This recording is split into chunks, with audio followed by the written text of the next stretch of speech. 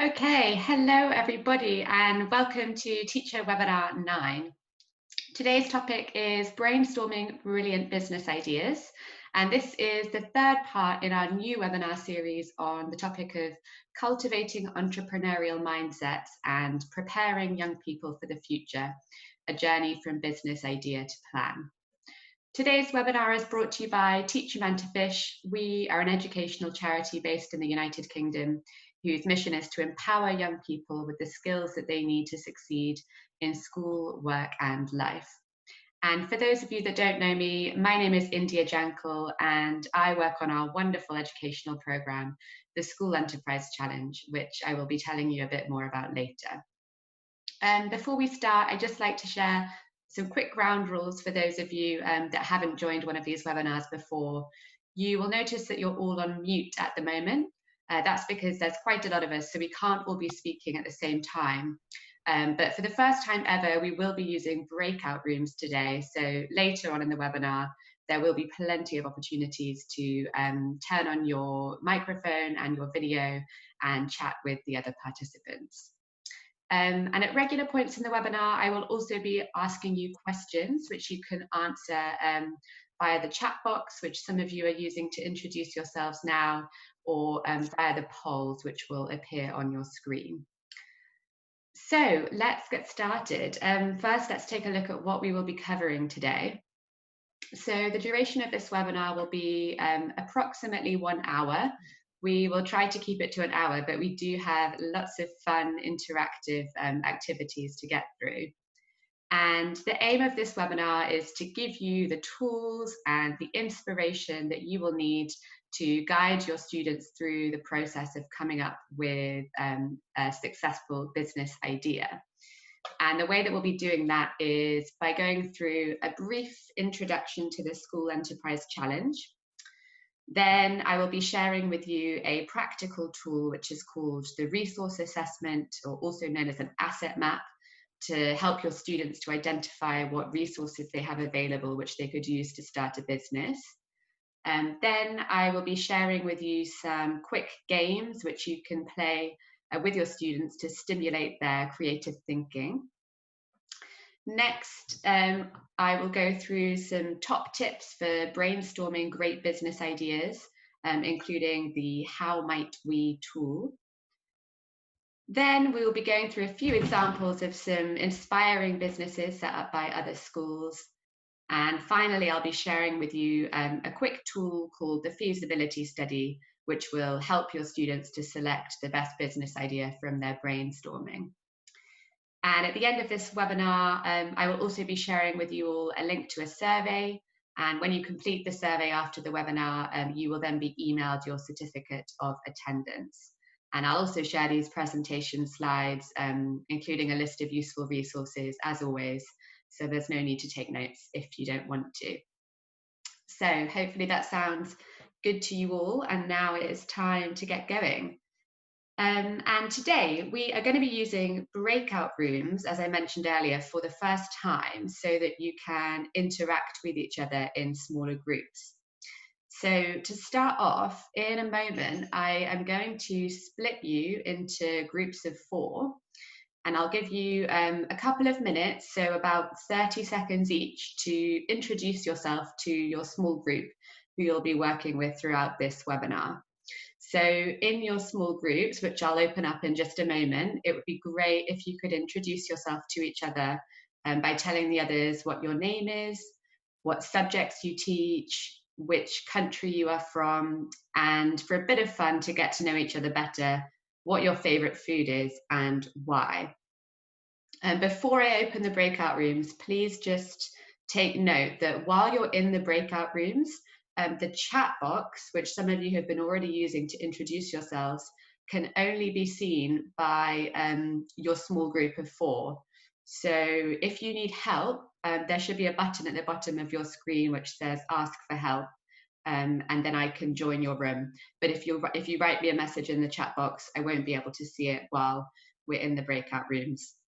I have to warn you, this is the first time we're doing this, so it might be a little bit chaotic, but don't worry, you won't be able to get lost because it all works automatically. So bear with me just a moment and I will add you to the breakout rooms now so that you can have a couple of minutes to introduce yourselves.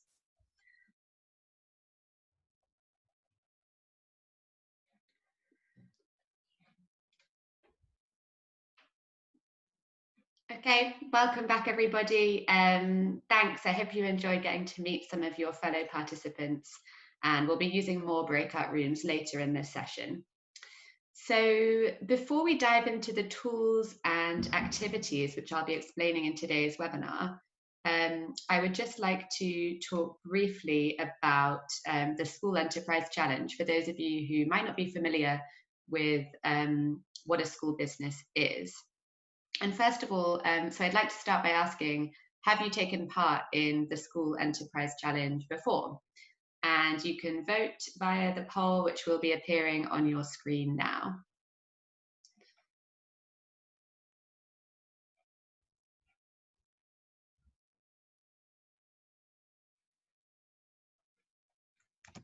Okay, I'll give you a few more seconds to finish voting.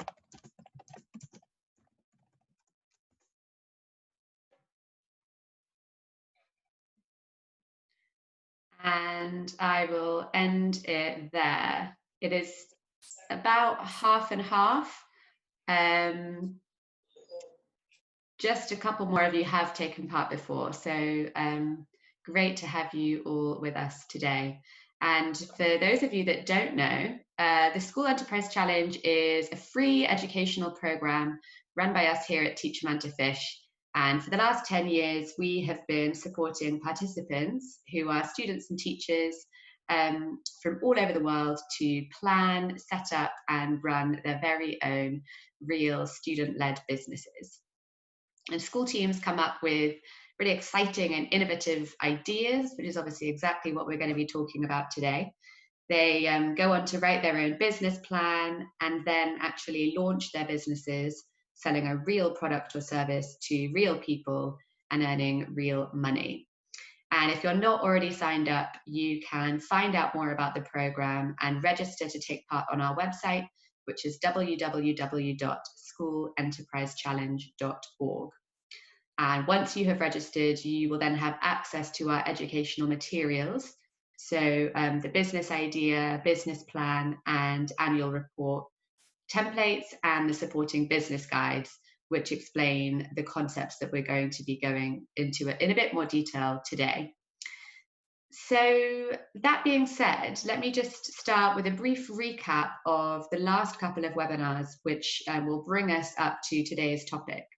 So you may remember that in webinar 7, we explored the topic of the entrepreneurial mindset, and we looked at what characteristics people with an entrepreneurial mindset have.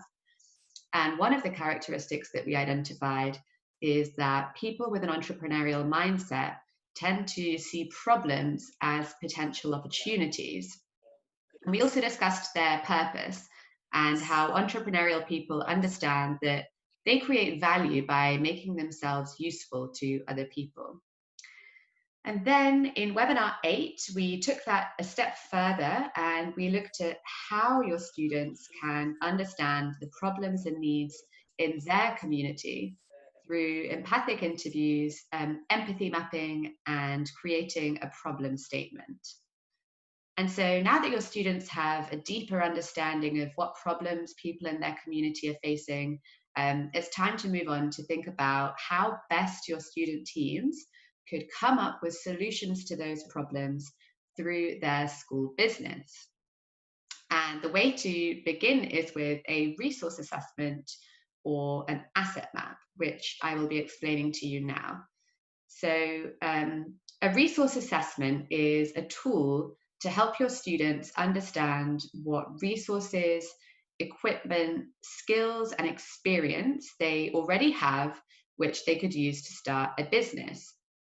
And this activity is an important step in the journey to coming up with a good business idea, because it will help your students to identify what resources they already have available, which they could use for free.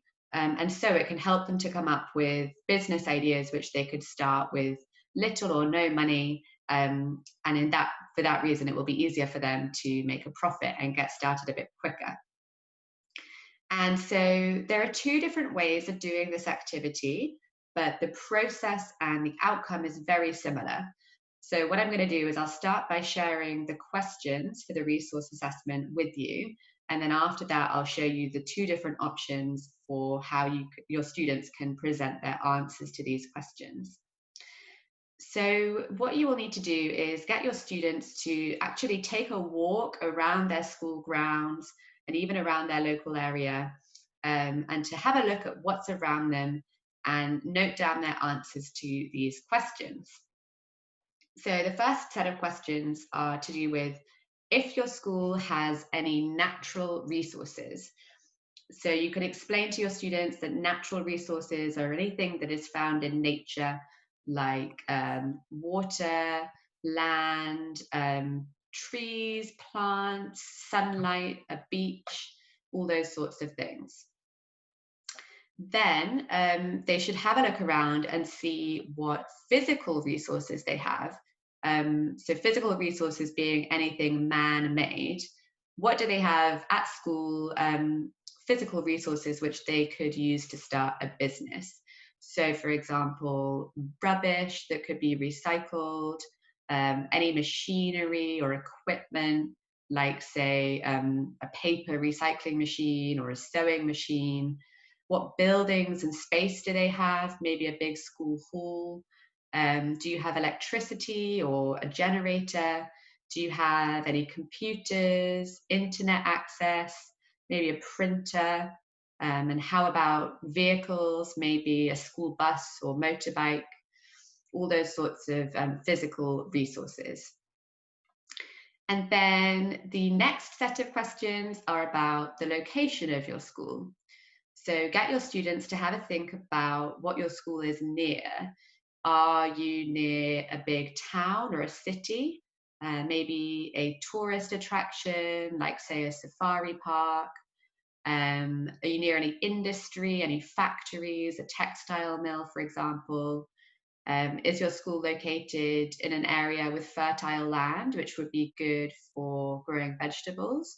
And is it near anything else which might be useful, like a bus stop for getting to the market to sell your products, or shops or a shopping centre, and so on? And then the final set of questions is to think about what skills your students have, which could come in handy when thinking about what type of business they might like to run. So these could be things like arts and crafts, tailoring, skills of using computers and the internet or media programs. It could be farming, cooking, accounting from maths or economics class, any sports that they're good at, music, dance, language teaching, lots of options here.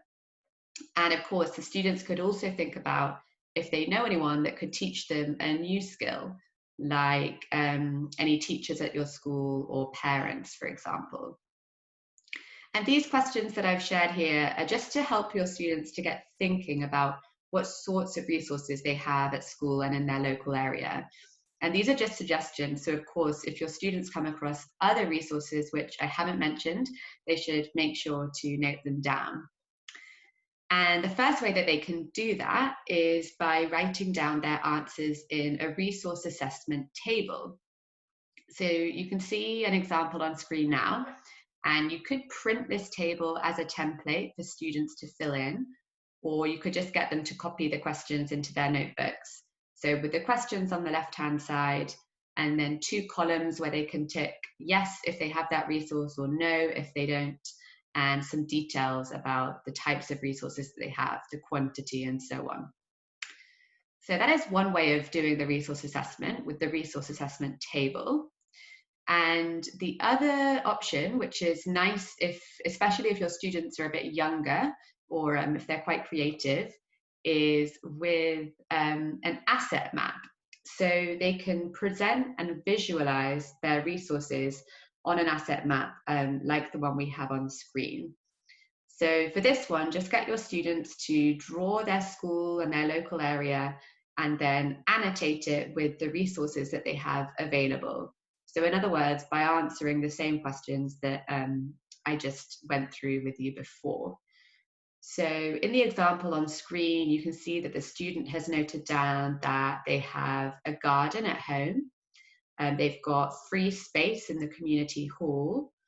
They have free cow manure available from the local farm. There's several shops. They've got 2 food shops, a clothes shop, and a hardware store. So they could use those shops to buy supplies or potentially to sell their products. There's also a busy bus stop, which maybe they could use to get into the big city, which is down the road. Lots of tourists. And in terms of skills, the student has noted down that their dad is a builder, their mum is a bookkeeper, so that could come in handy with helping the students with the accounting and record keeping for their business. And the student themselves is good at cooking and sewing. So as you can see, once we start to look around ourselves, we can find lots of useful things and skills which we could use to start a business. And I've gone through this example quite quickly because we do have limited time today, but of course your students can go into more detail on their resource assessment or their asset map. And after having done that activity, your students should by now have a pretty good understanding of what the people in their community need and what resources they now have which they could use to start a business.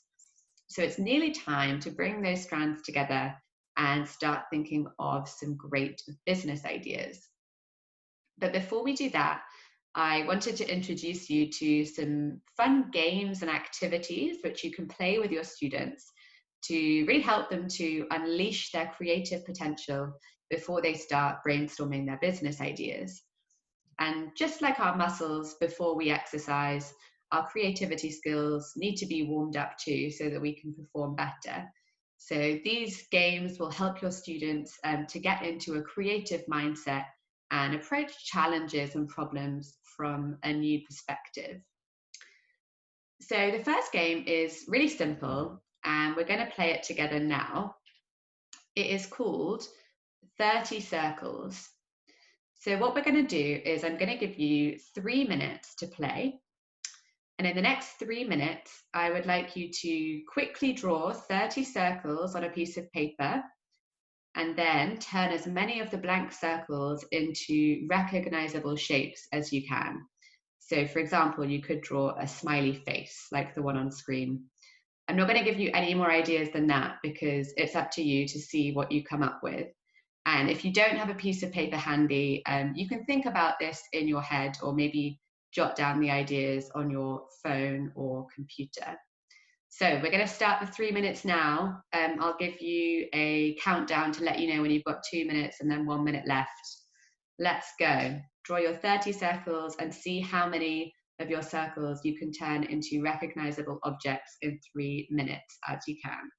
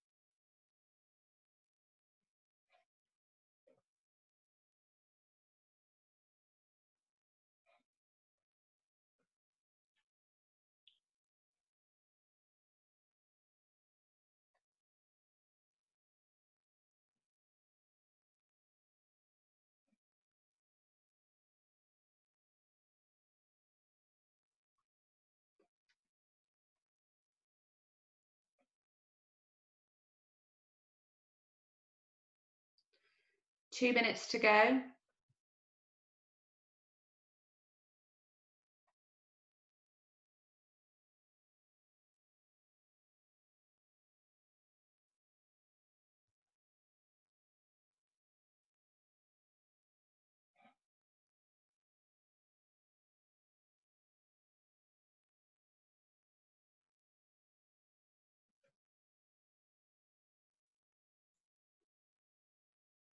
A minute and a half. How are you doing? Got to fill those 30 circles.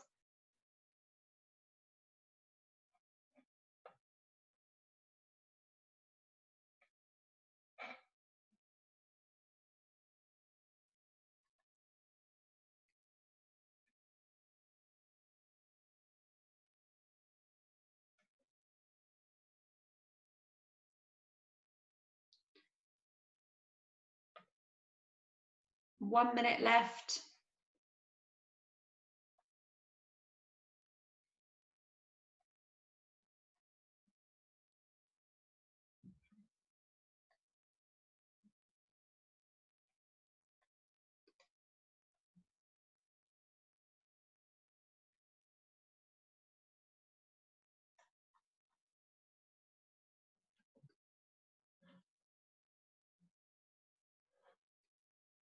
Thirty seconds to go.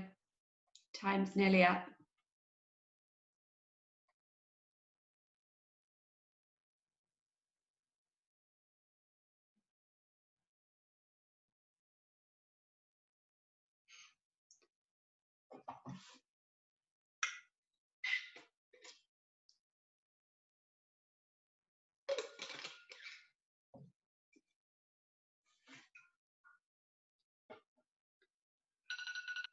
All right, time is up. That's your 3 minutes done.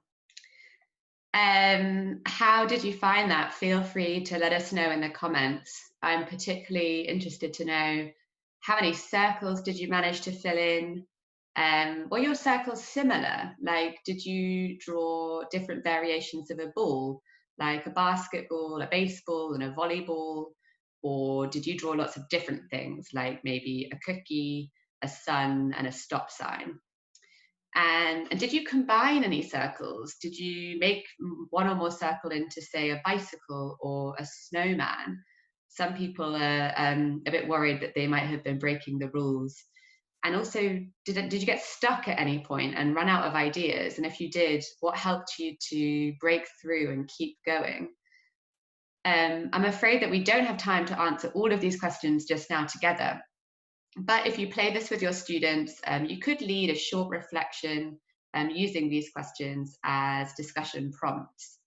And I'm hoping that this game taught you something about ideation. In particular, I wanted to highlight how it shows that when we generate ideas, we have to balance two goals: fluency, so the speed and quantity of ideas that we come up with, and flexibility, that the ideas that we have are truly distinct and different. And it's easier to have a great business idea if you have many different ideas to choose from. But if you have lots of ideas that are just variations on the same theme, then really you only have one idea, but with 29 other versions. And it's when you combine fluency and flexibility that you can generate a really rich array of concepts to choose from. And it's that mindset that we want your students to be in when it comes to thinking of brilliant business ideas. So now I'm going to introduce you to another quick little game that you can do with your students to get them thinking creatively. And for this next game, all your students would need to do is to pick up an object near them, and like a pen, for example, and to come up with a quick 30-second sales pitch to try to convince someone to buy it. However, the catch is that they can't explain what it's used for in real life. So I'm going to give you a quick example first with the help of my colleague, Susanna. Susanna, if you could just turn on your microphone and video quickly. Hi everyone, it's really nice to see you. I just want to say before you continue, oh my goodness, like how many ideas people had. I managed, I don't know if you can see my squiggles, about like 12, and I was just like, oh, my brain is frozen. So it's really good. And then I started seeing some of the things you were saying. I was like, yeah, no, that's great. Yeah, and ideas were flowing. It's anyway, good fun, isn't it? Right, so for this game, we're going to practice the alternative pitches. And Susanna, I want you to sell this to me. What is this? Tell me about it and why should I buy it? Okay, well, that's a fork, but it's not really a fork. Okay, this beautiful silver shiny object that you're sharing with me is actually a very important artistic tool. It's a special paintbrush that can draw 5 lines instead of just one. So any budding artist really needs this special brush in their art toolkit to make them more efficient and creative. There you I go. love it. Thanks, Susanna. Thank you. Okay, so now, after Susanna's wonderful demonstration, I am going to split you into the same breakout rooms as before and give you a chance to play this together. So once I've put you into the breakout rooms, I'm going to send you a message every minute with the name of a different object. And so you should take it in turns to come up with an alternative sales pitch about the name of the object that I send you. So for example, if I were to send the word fork, then one person would do a short pitch about what that is, like Susanna's just demonstrated, without mentioning that you actually use it for eating.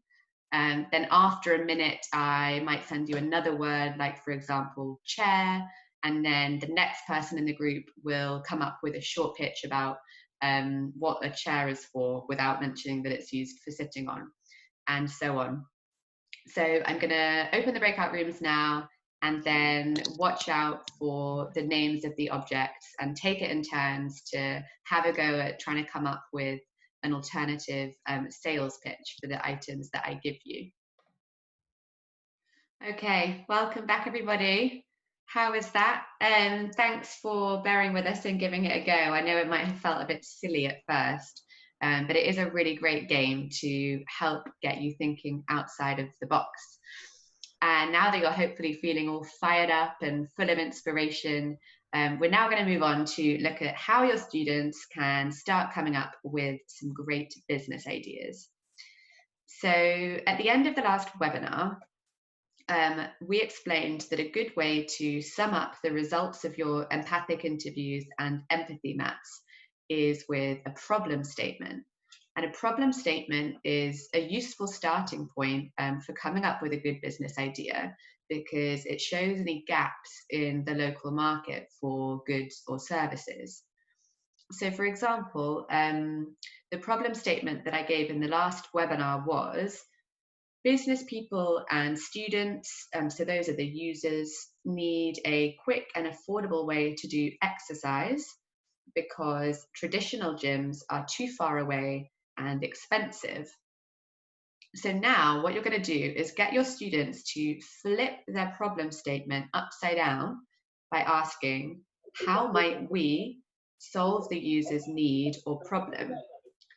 For example, how might we provide an affordable and convenient service that is accessible to both students and people who work, that can help them to relax and exercise? So this puts a positive spin on your problem statement, and it gives your students a focus to help them come up with a business idea which you know people will find useful. So the next step in the process is for your students to brainstorm answers to their how might we question by considering the resources that they identified in their resource assessment or their asset map. So I'm going to share with you now a few top tips to help your students to get the most out of their brainstorming session.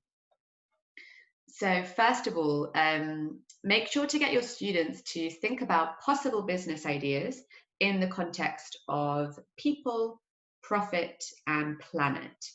So here at Teach Them to Fish, our aim is to inspire a generation of young entrepreneurs to become a generation of young people, to become socially and environmentally responsible young entrepreneurs. So to think about the problems that people in their local community face and how they can help to solve those problems through business. So you should get your students to think about, first of all, thinking about the people. How could their business solve a problem for people and have a positive impact in their local community? And there are loads of different ways to achieve this. So it could be through employing local people, it could be purchasing the things that they need to run their business from other local traders, or providing training courses for community members. Second of all, how could their business make a profit? So in general, there are some types of businesses that tend to be more profitable than others. And in our experience, the most profitable types of school businesses tend to be either ones which are producing and selling value added products, which is where you take a basic item and you add something to it. So, for example, turning fruit into jam, or turning meat into jerky, or potatoes into crisps, rather than primary production, like just producing and selling the potatoes themselves. Second of all, profitable types of business tend to be niche market products. So by that, I mean a very specific product for a specific market, like, for example, a special type of food for people with a particular health condition like diabetes, or a special type of clothing for people who play a particular sport. Of course, if your students go down this route, then they do need to make sure that there is enough demand for their niche product. And that is why it's helpful to start with a problem statement from their empathic interview research and their empathy maps. And the final type of business, which tends to be profitable, is service businesses. And your students could do all sorts of things here, like gardening, a car wash, a school cinema, IT support and training, all sorts of exciting possibilities there. And the third P to remember is planet. So how could their business protect the environment? And this could be through contributing towards solving an environmental problem, like, say, turning plastic waste into jewelry, or providing a recycling service. Maybe, again, the options are endless. And the second or third tip is that the aim is for students to generate as many ideas as possible. So in other words, to look for as many possible answers to the how do we question as they can. So as a teacher, you can help to facilitate this by encouraging a relaxing and open and a friendly environment, and explaining to your students that no idea is too silly, and they shouldn't laugh at anybody else's ideas. And at this stage, students should just be suggesting possible ideas, but you should avoid discussing them or judging them until you have as many possible ideas on the table as you can. So think back there to the 30 circles game. Imagine that you've got limited time and see how many ideas you can generate in that time. And third of all, I just wanted to mention that you should encourage your students to think of business ideas which they would find fun and educational, and try to steer students away from any businesses which would be dangerous to them or not appropriate to their age. Because at Teach 'em How to Fish, the health, the safety and welfare of all our participants is of paramount importance to us. So we don't want schools to be running any businesses that would put your students at risk of exploitation or danger, or which would be against the local law. So that being said, those are our top tips for making the most out of your brainstorming. And now I would like to share some inspiring examples of businesses that other schools have set up in the past, so you can see how they've approached this process and managed to come up with some amazing school businesses to meet the needs in their communities. So the first one I wanted to tell you about is Government Technical College in Nigeria. They've been taking part in the School Enterprise Challenge since 2018. And they started out by processing and selling cooking oil made from the fresh palm fruits from their school farm. So that's another great example of a value-added product. And they then reinvested their profits from that business to start a new one in 2019 to meet a big need in their local community. And the need is that there weren't any banking facilities in their local area, and people had to travel a long way to do banking, like withdrawing and depositing cash, paying school fees, and buying airtime for their phones. So these enterprising young students set up a mobile banking service, and it was such a success that they have been able to establish a relationship with the First Bank of Nigeria as their mobile banking agent, which is pretty impressive for such young students. And I wanted to share a quote with you from their teacher. And their teacher said, "The impact that this program has had on our students is their newfound confidence, leadership, and ability to balance work and studies. The program has enabled students to fight their fears and face all sorts of adversities and come out as winners. The value of teamwork that our students have developed and their will to learn new things is the biggest achievement." Meanwhile, at GGUPS Salada in India, 6 young entrepreneurs went on a mission to transform the health of girls and women in their community, because in their community, many girls were missing school or work because they couldn't manage their period hygienically. And lots of girls had to use dirty scraps of cloth to manage the bleeding, and they had been called unclean. So these young female entrepreneurs decided to address that issue by planning and setting up their very own reusable sanitary pad business called Menstruation My Right. And in their first year, they managed to produce and sell over 500 reusable sanitary pads. And they also led a campaign in their village to tackle period stigma and to educate women about the science behind menstruation. So as you can see, these girls addressed a very clear need in their community to come up with a really inspiring, socially minded business. And now I'm going to invite Susanna back to share with you a little bit about some great examples of school businesses from South Africa. Hi, Susanna. Hi. Oh my goodness. There are just loads of fantastic things happening in South Africa.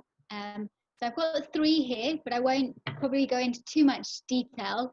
But the one I wanted to highlight with you is Vuselela High School in the Eastern Cape. They initially set up a vegetable garden because they identified they had land, they had water, and they had things they needed, and people in the community that wanted fresh vegetables, so they didn't have to travel. But what's really, really interesting about this business is that they used the food scraps from their feeding scheme. They identified that there was a waste product from food, and they thought, well, we need manure for our garden. We've got these waste scraps. Let's set up a piggery. And they spoke to the Department of Health, the Department of Education, and they eventually got through, pushed through this idea. And this was the learners to have a piggery. So they feed the food scraps from their business, from their feeding scheme to the pigs, and they use the manure on their garden. And so it's a closed system. It's environmentally sustainable. They're really focused on the environmental aspects of their business, which is really, really amazing. And this came from the learners. They're such dynamic learners. That's so clever, amazing. Thank you. Yeah, and then, I mean, there's lots and lots of businesses here, but there was also Manor High School. They set up a bakery because they were just so interested and passionate about baking, and they're very popular and make very tasty things. And then on the left, we have Timbela High School, who started a tuck shop, but they also make recycled, handcrafted items as well. So just a selection from lots of amazing things happening in South Africa. And I'll leave it there because I can see the time is getting on. Amazing. Thank you, Susanna. Great to hear about them. So now that we have told you all about some of the other wonderful businesses that other schools have set up, let us come back to thinking about yours and how you can narrow down the ideas that your students came up with when they were brainstorming to select a final business idea to take forward. So we recommend that you do this by conducting a feasibility study, which is it's a series of questions to help you find out which of your business ideas could realistically work given your area, the time that you have, and your resources. So I'll start by explaining what the questions are, and then I will go through how to answer them. And it's really very simple. So the feasibility study questions that we recommend which your students answer are, first of all, would most consumers consider the product attractive or useful? Is it easy to store and transport? Does it have a long lifespan, so it won't go off, wear out, or become unfashionable? Is it safe for consumers to use? Would it be easy for your students to make? Do you have access to the necessary materials? Is it easy to package and transport to market?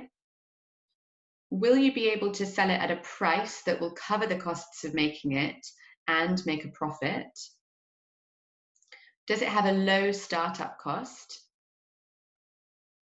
Does it have educational value for your students? Will they learn something through taking part in this type of school business? And finally, overall, does it seem like a good business idea, having answered those questions? So your students should answer these questions about at least 2 of the business ideas that they thought of when they were brainstorming, so that they can then compare the results. So you can copy the questions onto the board in a table format like this. And here on screen, I've just included 3 of the questions, but your table would be longer with the questions from the previous slide. So get your students to answer yes or no to each of the questions. And here's the key. If they answer no to any of the questions, then they should try to think of ways that they could overcome those barriers, maybe by changing the idea slightly or compensating in other ways. So here is an example for a vegetable farming business.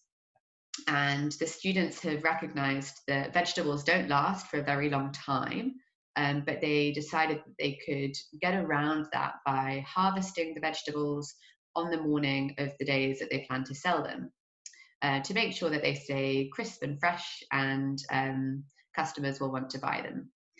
And they also realized that some vegetables aren't in demand all year round, but they figured that they could overcome this by rotating which type of vegetables they produce according to the seasons.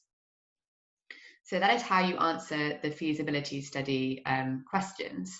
And if your students find that they've actually answered no to too many questions and they can't think of ways to overcome the challenges, don't worry, you can just return to the list of ideas they came up with, all the wonderful ideas from their brainstorming, and have another go working through the feasibility study template with another one of their ideas. And by working through the feasibility study questions one by one, you will make sure that the business idea will work in reality, because your students will have already thought about some of the problems that they might face before they even happen. So after they've done that, the final step is for your students to choose the best idea based on the results of their feasibility study, so their answers to these questions. So you should get your students to look at the feasibility study results for both of the ideas that they did the feasibility study for, and think about these questions.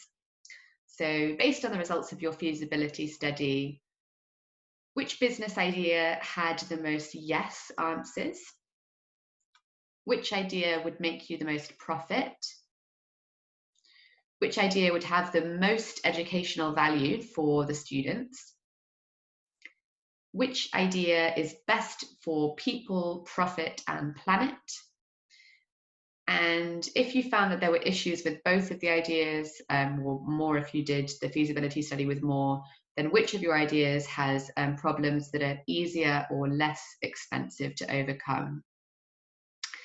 And there you have it. So we've worked through the whole process, albeit quite quickly today, but now your students can assess what resources they have which they could use to start a business. You know how to facilitate the brainstorming process, and also how your students can carry out a feasibility study to figure out which of the ideas that they came up with from their brainstorming is the best one to take forward. And I know that we have covered quite a lot of content and activities today. So we do just have about 2 or 3 minutes now to go back into the breakout rooms for one last time, so that you can all reflect together on what we've talked about today and share your thoughts with each other in the same small breakout rooms as before. So here are some questions that you might like to discuss together. What did you find? What did you learn that was new today? What surprised or delighted you? Do you think that you'll use these activities in your classroom?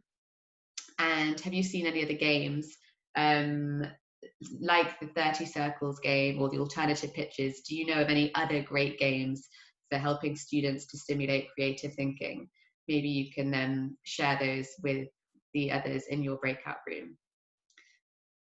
Susanna, is there something you wanted to add? Yeah. Yeah, I did want to add. I just wanted to say that when you're in the breakout rooms, you can't see this presentation. You can only see the people who are in your breakout room. So don't worry about not being able to see the presentation. That unfortunately, Zoom doesn't allow us to share the presentation in all the breakout rooms, which is really annoying. But yeah. Great. Okay, so I'm going to put you in the breakout rooms now just for about 3 minutes, because I'm conscious that the hour is up. And then I've got a couple of last quick things to share with you. So you should get an invitation in just a moment to join your breakout room. Okay, welcome back, everybody. I'm sorry if I cut anybody off and you were still talking. I'm just conscious that we're running out of time. But because that was the first time that we've used breakout rooms in a webinar, it might not have gone too smoothly then. I'm really sorry if you faced any challenges, but I do want to launch a quick poll just to find out how the experience of the breakout rooms was for you. And there's also space in the post-webinar survey to give us a bit more information, so that we can make sure to get it working as well as possible next time. So I've just launched a quick poll, and it'd be great if you could let us know, did you find the breakout rooms useful, yes or no?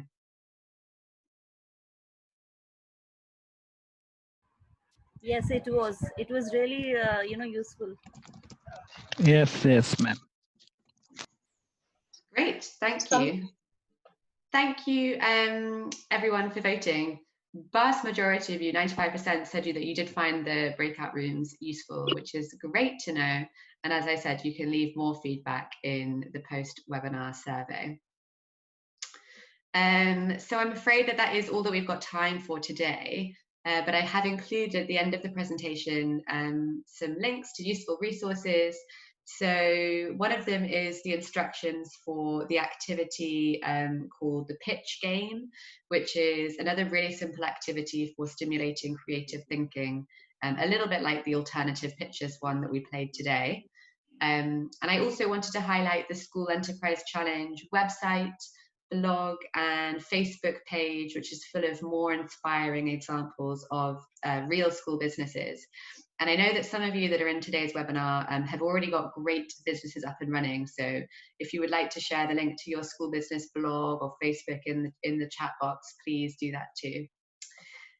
So in the next webinar, which is webinar number 10, we will be showing you how your students can put their business idea to the test through prototyping. So that's making models of their product or service, and getting valuable feedback from market research. And through these activities, we will explore how students can learn to communicate more effectively, to adapt and stay positive in the face of challenges. And once again, we'll be using these small breakout rooms, so there'll be plenty of opportunity to interact with and learn from other educators all around the world. Webinar 10 will be happening twice. It's not this coming week, it's the week after. So Tuesday the 21st of July at 3 p.m. British Summer Time, that's the time in the UK. And again on Thursday the 23rd of July at 8:30 a.m. British Summer Time. And I'll include the links to register when I email you the presentation slides later on today. And remember, if you're not already taking part in the School Enterprise Challenge, you can find out everything you need to know and register on our website, www.schoolenterprisechallenge.org. We would love to welcome your school to the programme. And that is all from me, but as promised, you can get your attendance certificate by filling in this very short survey. I will post the link to the survey in the chat box now. And as ever, we really value your feedback to help us develop and improve more webinars in the future. So please do take a moment to answer this survey, and then you will receive your personalised certificate by email. Thanks so much, everyone, for joining us today, and goodbye.